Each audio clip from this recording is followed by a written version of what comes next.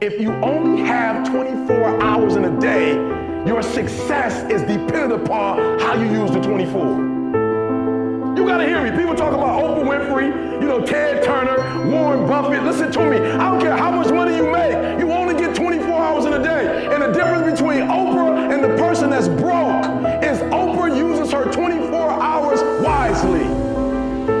That's it. Listen to me. That's it. You get 24. I don't care if you broke, you grew up broke. I don't care if you grew up rich. I don't care if you're in college, you're not in college. You only get 24 hours. And I blew up literally. I went from being a high school dropout to selling 6,000 books in less than 6 months. What happened? My 24 hours.